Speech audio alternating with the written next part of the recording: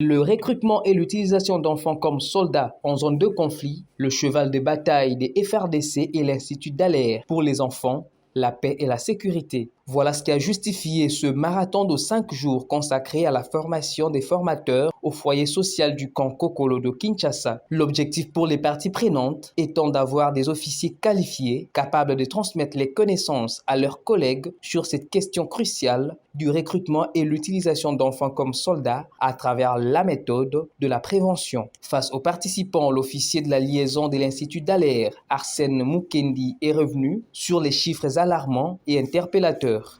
Le recrutement et l'utilisation d'enfants comme soldats par des groupes armés en activité en RDC semble diminuer récemment, mais nous notons ici qu'il y a 1887 cas ayant été recensés par l'ONU en 2018 contre 906 en 2019.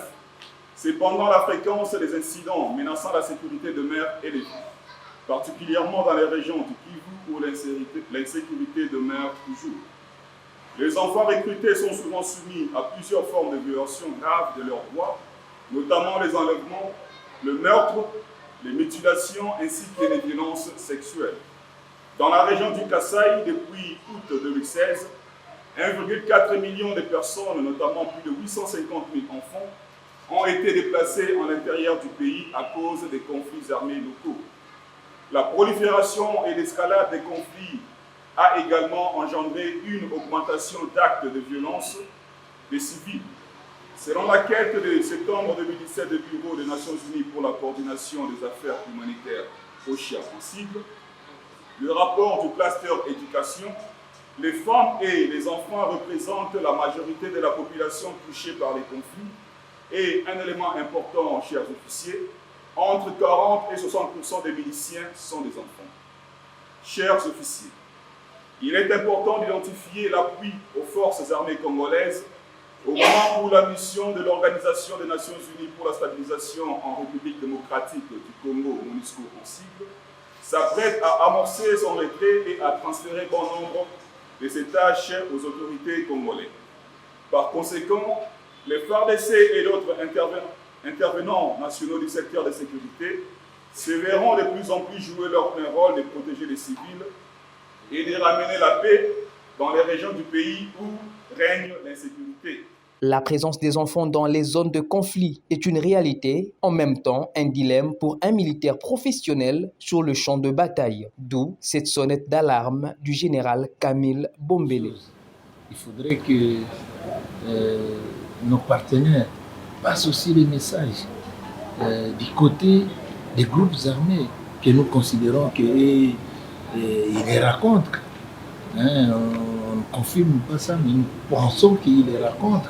Il faut qu'ils leur disent aussi de respecter ces principes-là, de ne pas utiliser les enfants pour le service militaire, parce que ça pose des problèmes aux forces armées de se trouver en face d'eux, de trouver plutôt en face d'eux des enfants comme militaires qui tiennent les armes pour les menacer.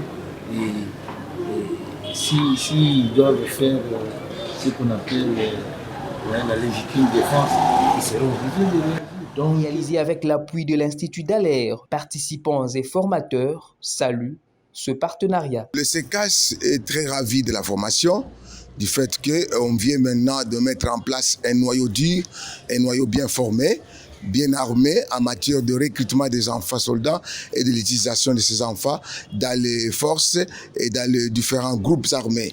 Donc la CECAS, en collaboration avec l'Institut Dallaire, va mettre maintenant sur pied un planning pour pouvoir déployer ces formateurs, afin qu'ils puissent pérenniser cette matière dans tous les officiers, à tous les niveaux et à tous les échelons. Les attentes sont nombreuses, mais particulièrement celle de voir l'armée congolaise, de manière générale, à travers les sensibilisations qui seront lancées par les facilitateurs que nous venons de former, l'essence de la prévention, l'essence de prévenir dans toutes les opérations que nous menons, comment arriver à faire parler ou à inculquer des notions de base aux militaires des FARDC pour qu'ils comprennent que l'enfant n'est pas seulement utilisé comme enfant, mais il est innocent lorsqu'il est utilisé comme enfant militaire. Pour lier l'utile à l'agréable, quelques scénarios ont accompagné la théorie exécutée